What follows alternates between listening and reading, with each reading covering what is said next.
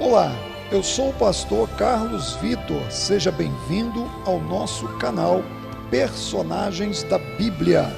Mas antes, não esqueça de dar o like, se inscrever no canal e ativar o sino de notificações. Hoje nós vamos falar sobre o profeta Jonas. Jonas foi um profeta hebreu do Reino do Norte, que viveu durante o reinado do rei de Israel, Jeroboão II, em meados do século 8 a.C. Jonas era filho de Amitai e veio de Gad-Efer, uma aldeia de Zebulon, situada nas vizinhanças de Nazaré. O nome Jonas significa pomba. O profeta Jonas profetizou a restauração das fronteiras de Israel, o que foi alcançado por Jeroboão II por volta dos anos 782 a 753 a.C.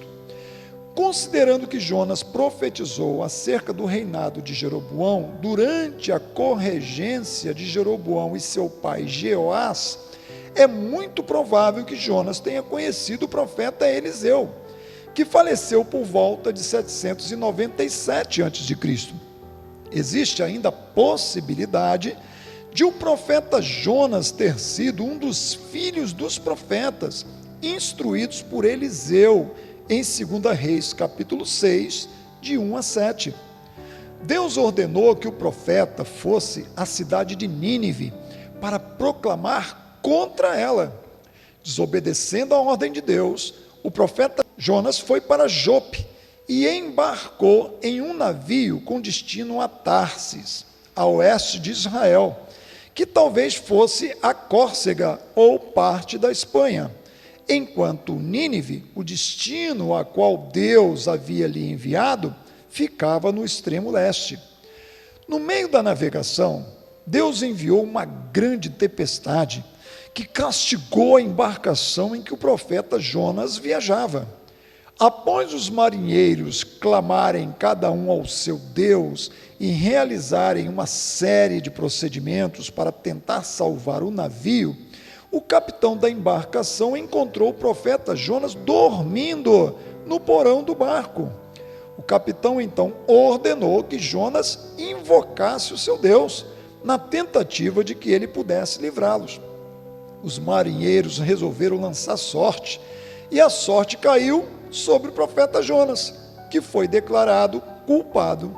Interrogado pelos tripulantes daquele navio, Jonas mandou que eles o lançassem ao mar, para que a tempestade se acalmasse. Num primeiro momento, os homens ainda tentaram resistir à ideia do profeta Jonas, mas ao perceberem que não teria jeito, lançaram Jonas no mar, e a tempestade finalmente cessou. Após ser lançado ao mar pelos marinheiros da embarcação em que estava viajando, o profeta Jonas foi engolido por um grande peixe que o Senhor providenciou. Jonas ficou no ventre do peixe durante 3 dias e 3 noites. Jonas ora a Deus em sua aflição e se compromete a agradecer e a pagar o que lhe prometeu. Deus então ordena que o peixe vomite o profeta em terra firme, talvez numa praia distante da costa da Síria. Muito tem se discutido acerca desse grande peixe que engoliu o profeta Jonas. Alguns defendem a ideia de ter sido uma baleia, enquanto outros reprovam essa possibilidade. O termo original lá no hebraico significa apenas grande peixe. Depois de ter sido vomitado pelo grande peixe, Jonas obedeceu à ordem de Deus e foi para Nínive e profetizou a seus habitantes. Desta vez ele entra na cidade gritando: daqui a 40 dias Nínive será destruída. Depois que Jonas atravessou Nínive, o povo começou a acreditar em sua palavra e proclamar um jejum. O rei de Nínive veste um pano de saco, senta-se sobre cinzas, fazendo uma proclamação que decreta o jejum e o uso do pano de saco, que simboliza a atitude de arrependimento. Deus vê seus corações arrependidos e poupa a cidade naquele momento. Descontente e enfurecido por isso, Jonas afirma que, como Deus é misericordioso, era inevitável que Deus se afastasse das calamidades ameaçadas. Ele então sai da cidade, constrói para si um abrigo, esperando para ver se a cidade será ou não destruída. Deus faz com que uma planta cresça sobre o abrigo de Jonas para lhe dar alguma sombra do sol. Mais tarde, Deus faz com que uma lagarta morda a raiz da planta e ela murcha. Jonas, agora sendo exposto a toda a força do sol, quase desmaia e pede a Deus que o mate. Usando esse exemplo da planta, Deus ensinou ao profeta que era moralmente correto que ele, Deus, manifestasse piedade pelo povo de Nínive. Em Jonas capítulo 4, de 9 a 11, há um diálogo entre Deus e Jonas, em que Deus disse a Jonas: você tem alguma razão para estar tão furioso por causa da planta? Respondeu Jonas: sim, tenho, e estou furioso a ponto de querer morrer. Mas o Senhor lhe disse: você tem pena dessa planta, embora não a tenha podado nem a tenha feito crescer. Ela nasceu numa noite e numa noite morreu. Contudo, Nínive tem mais de 120 mil pessoas que não sabem nem distinguir a mão direita da esquerda, além de muitos rebanhos. Não deveria eu ter pena dessa grande cidade? O profeta Jonas é citado no Novo Testamento pelo próprio Jesus, em Mateus 12, de 39 a 41. Jesus se denomina maior que Jonas e promete aos fariseus o sinal de Jonas, que é a sua ressurreição. Essa referência sobre a história do profeta Jonas é significativa, pois confere a garantia de que os relatos descritos no livro são fatos históricos e literais, e não apenas uma fábula, como alguns comentaristas céticos sugerem.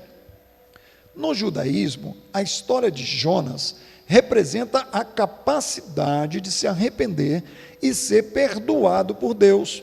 E o livro de Jonas é lido todos os anos em seu hebraico original e em sua totalidade no Yom Kippur, que é o dia da expiação de Israel. A localização atual de Nínive é marcada por escavações de 5 portões, partes de paredes em 4 lados e 2 montes grandes, a colina de Cuyunjik e a colina de Nabi Yunus. Uma mesquita no topo de Nabi Yunus foi dedicada ao profeta Jonas e continha um santuário, que foi reverenciado por muçulmanos e cristãos católicos como o local da tumba de Jonas. A tumba era um local de peregrinação popular e um símbolo de unidade para judeus, cristãos e muçulmanos em todo o Oriente Médio. Recentemente, ela foi explodida pelos extremistas do Estado Islâmico. Jonas representa o servo que resiste à ordem e à vontade de seu senhor, mas depois de alguma disciplina acaba atendendo ao seu chamado. Jonas impõe muito da sua vontade e pensamentos próprios acerca da missão que precisa cumprir, pois não entende as profundezas dos pensamentos de Deus. Pare de resistir aos propósitos de Deus e se entregue totalmente a fazer a sua excelsa vontade. Amém? Fique na paz e até a próxima.